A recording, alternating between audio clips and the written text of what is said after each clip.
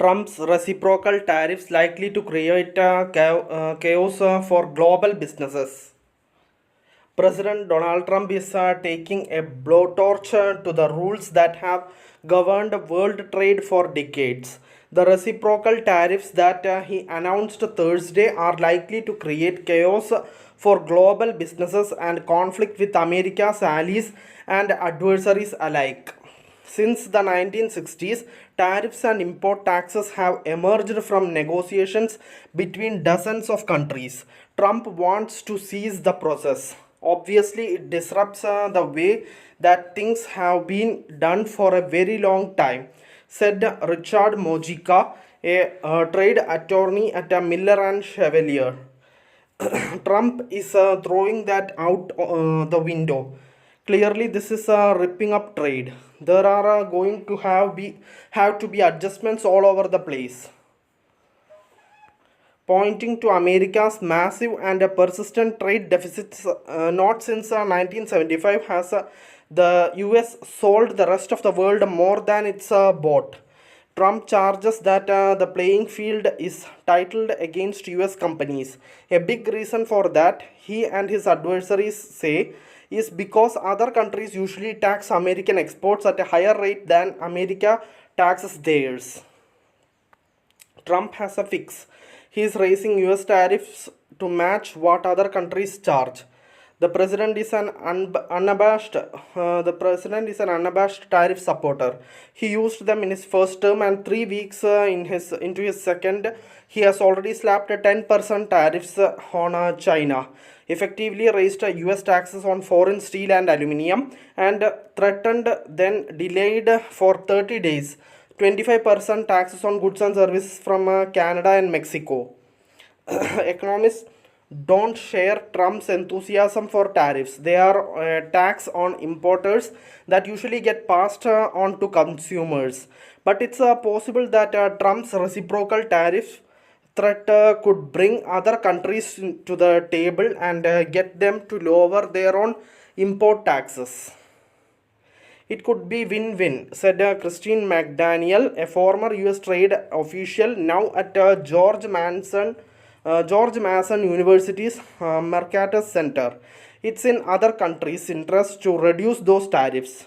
She noted that India has already cut tariffs on items from motorcycles to luxury cars and agreed to ramp up purchases of US energy. What are reciprocal tariffs and how do they work? They sound simple. The United States would raise its tariff on foreign goods to match what other countries impose on US products. If they charge us, we charge them, the president told reporters on Sunday. If they are at 25, we are at 25. If they are 10, we are at 10. And if they are much higher than 25, that's what we do. But the White House didn't reveal many details. It has directed Commerce Secretary Howard Lutnick to deliver a report 1st April about how the new tariffs would actually work. Among the outstanding questions, noted Antonio Rivera, a partner at Aaron Fox Skiff and a former attorney with US Customs and Border Protection, is whether the US is going to look at the thousands of items in the tariff code from motorcycles to mangoes and try to level the tariff rates out one by one, country by country, or whether it will look more broadly at each country's average tariff and how it compares to America or something else entirely. It's just a very chaotic environment, said Stephen Lammer, president and CEO of the American Apparel and Footwear Association. It's hard to plan in any sort of long-term sustainable way. How did tariffs get so lopsided? America's tariffs are generally lower than those of its trading partners. After World War II, the United States pushed for other countries to lower trade barriers and tariffs, seeing free trade as a way to promote peace, prosperity, and American exports around the world. And it mostly practiced what it preached. generally keeping its own tariffs low and giving American consumers access to inexpensive foreign goods.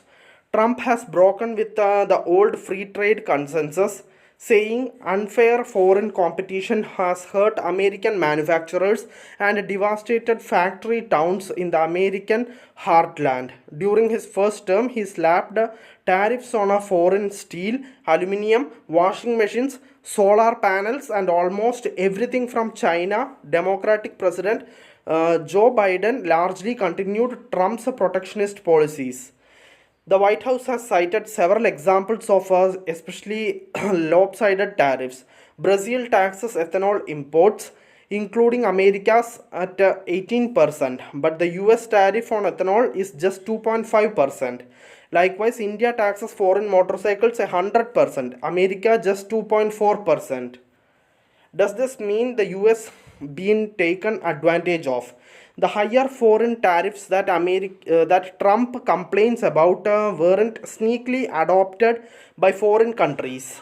The United States agreed to them after the years of complex negotiations known as Uruguay Round, which ended a trade pact involving 123 countries. As part of the deal, the countries could set their own tariffs on different products, but under the most favored nation approach, they couldn't charge one country more than they charged another. So the high tariffs Trump complains about aren't aimed at the United States alone, they hit everybody. Trump's grievances against US trading partners also come at an odd time. The United States, running on strong consumer spending and healthy improvements in productivity, is outperforming the world's other advanced economies. The US economy grew nearly 9% from just before COVID 19 hit through the middle of last year, compared with just 5.5% for Canada and just 1.9% for European Union. Germany's economy shrank 2% during that time. Trump's plan goes beyond a foreign countries' tariffs. Not satisfied with scrambling the tariff code, Trump is also going after other foreign practices he sees as unfair barriers to American exports.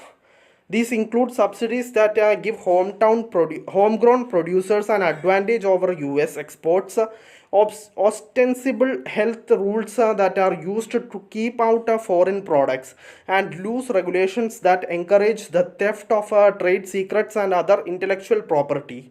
Figuring out an import tax that offsets the damage from those practices will add another level of complexity to Trump's reciprocal tariff scheme.